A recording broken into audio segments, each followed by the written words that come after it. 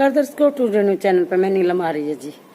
देखिए, आज मैं फिर से श्री बलवंत सिंह एडवोकेट के पास पहुंची हूं उनके विचार जानने के लिए। जिस प्रकार से भारत के प्रधानमंत्री नरेंद्र मोदी जी तीसरी बार प्रधानमंत्री शपथ ग्रहण करके और प्रधानमंत्री बने, उनके विचार जानने के लिए मैं आज इनके पर्सनल ऑफिस में पहुंची हूं, जो यहाँ पे ये वकालत भी करते हैं और पार्टी के वर्करों को भी यहाँ मीटिंग वगैरह चलते हैं। मैं आप मेरे कैमरे के माध्यम से देख सकते हैं, ये इनका पूरे ऑफिस का नज़ारा है। मैं आपको बलवंत सिंह सुहाग के ऑफिस का पूरा नज़ारा दिखा रही हूँ और अभी मैं इनके ऑफिस के अंदर एंटर करने जा रही हूँ। मैं आप मेरे कैमरे के माध्यम से देख सकते हैं, ये बलवंत सिंह एडवोकेट का ऑफिस है और ये ऑफिस है प्री सर।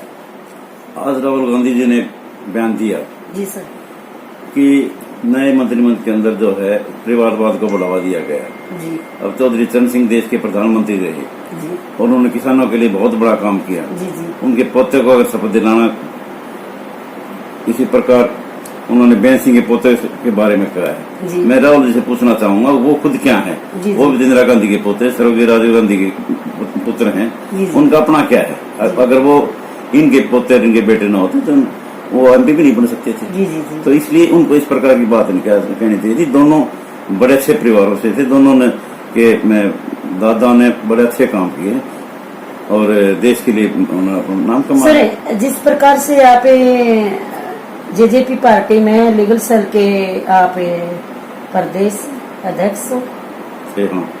प्रदेश अध्यक्ष हो और आप अपनी पार्टी के बारे में क्या प्रतिक्रिया रखना चाहेंगे? ऐसा है कि वैसे तो जनता ने जो जनार्दन दिया हम उसको स्वीकार करते हैं। जी जी सर। लेकिन जनता का क्या है? जनता बड़ी बौड़ी है। हरियाणा की जनता, हिंदुस्तान की जनता कई बार बहकावे में आ जाती है। जी जी सर। चौधरी ओम प्रकाश चौटाला, चौधरी देवीलाल, जी जी डॉक्टर अजय सिंह ने जी जी इस प्रदेश के लिए बहुत कुछ किया। जी जी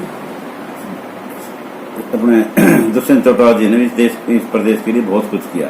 चाहे उसमें महिलाओं का आरक्षण की बात थी, युवाओं के रोजगार की बात थी, जी सर। बहुत काम किए। लेकिन किसान आंदोलन की वजह से और उसकी वजह से कांग्रेस पार्टी ने एक गलत अफवाह फैला दी कि किसानों के खिलाफ। हालांकि दुष्यंत सिंह सर, आप जैसे पॉलिटिक्स में, जिस प्रकार से आप पॉलिटिक्स में हो और एक अधिवक्ता भी हो, एडवोकेट हो और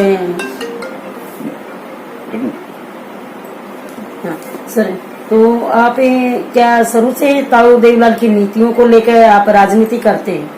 मैं 1973 के अंदर जब भी सेकेंडरी स्टूडेंट था जी, जब तो देवीलाल के साथ लगा था, जी। उन्होंने उस समय तालमेल कमेटी बनाई थी जिसमें जी, जी। स्टूडेंट्स की तरफ से मेरे को शामिल किया गया था। जी, जी। और उसके बाद से लेकर तो देवीलाल के परिवार से ही जो मैं संबंध रखता हूँ, उनके परिवार से जो है हमेशा उनकी पार्टी में रहा हूँ। मैं तो देवीलाल की नीतियों में जो है ना हमेशा वो रखता हूँ, विश्वास रखता हूँ। तो देवीलाल ने न केवल किसानों का बल्कि आम गरीब परिवार के लिए बहुत कुछ किया, जिसके लिए आज तो देवीलाल ताऊ के नाम से जाना जाता है। जी जी। ताऊ हिंदुस्तान के अंदर ये नहीं जी जी।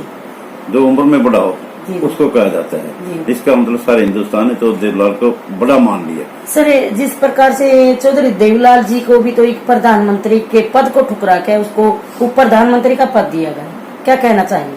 तो देवीलाल असलियत में जो होना बलिदानी आदमी थे। तो देवीलाल ने जब संघर्ष किया था तो उन्होंने ये कहा था, अगर हम सत्ता में आए तो हम प्रधानमंत्री श्री विश्वनाथ प्रताप सिंह जी को बनाएंगे। जी। और उनकी पार्टी सत्ता में आई। जी जी। सत्ता में आने के बावजूद संसदों ने अपने सर्वसम्मति से उनको प्रधानमंत्री के लिए चुन लिया गया था। लेकिन तो देवीलाल जी ने कहा था, प्राण जाए प्रवचन न जाए। जी जी। मैं लोगों के अंदर कह के आया हूँ कि हम श्री विश्वनाथ प्रताप सिंह को प्रधानमंत्री बनाएंगे।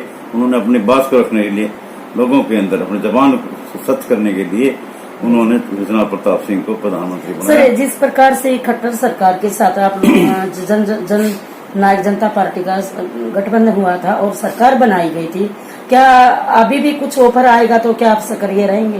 देखो, राजनीति में कभी कुछ कहा नहीं जा सकता। जहाँ राजनीति के अंदर नेगेटिविटी होती है वहाँ पॉजिटिविटी भी होते हैं। जी जी सर। आप पार्टी जी जी कांग्रेस को गाड़ी दे करके जन सत्ता में आई थी, राज उनके साथ समझौता है। तो राजनीति के अंदर भविष्यवाणी नहीं की जा हाँ सकती। सर, जिस प्रकार से लोकसभा के चुनाव से पहले इंडिया गठबंधन हो चुका था कांग्रेस के साथ, और तुरंत लोकसभा का चुनाव जैसे संपन्न हुआ और तुरंत इनका गठबंधन टूट गया, क्या कहना चाहेंगे? दोनों पार्टियां स्वार्थी हैं, कांग्रेस भी आप पार्टी भी, दोनों स्वार्थ के उस पर दोनों सत्ता में आई थी। वो चाहते हैं कि हम सत्ता में, वो चाहते हैं हम सत्ता में। नीतियां किसी के पास नहीं, ना आप पार्टी के पास कोई नीति है, ना कांग्रेस पार्टी की नीति है। सिर्फ बहकावे से आप पार्टी सत्ता में आई, बहकावे से कांग्रेस पार्टी सत्ता में आना चाहती है।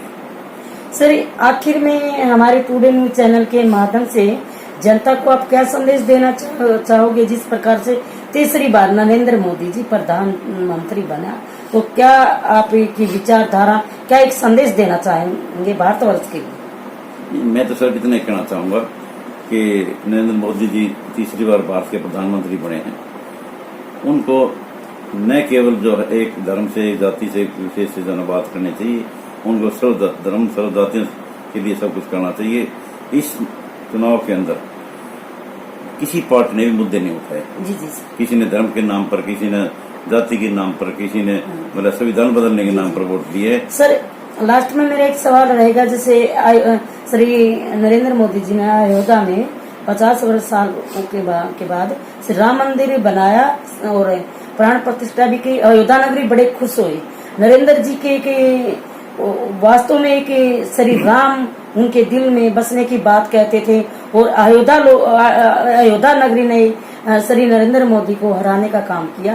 क्या कहना चाहेंगे? ऐसा जी, राम किसी एक आदमी का नहीं, राम सबका है, चाहे वो हिंदू हो, मुस्लिम हो, ईसाई हो, कुछ भी हो, चाहे कांग्रेस का हो, बीजेपी का हो, लोकदल का हो, जेजेपी का हो, किसी पार्टी का भी हो। इन्होंने राम के नाम को बुलाना चाहा, लेकिन उसके पीछे ये नहीं देखा कि लोगों का कितना नुकसान है। और वहां जहां राम मंदिर बनाया, उसके चारों तरफ गरीब लोगों की जो की झोपड़ियां उखाड़ दी गई, उनके वो घर उखाड़ दिए गए, जैसा कि मैंने सुना है। इससे लोगों में नाराजगी थी। कोई राम का मतलब ये नहीं कि राम मंदिर बनाने से जो पता नहीं उद्यम क्या हो जाएगा। अगर राम मंदिर बनाना था तो उन लोगों को नहीं उखाड़ना चाहिए था।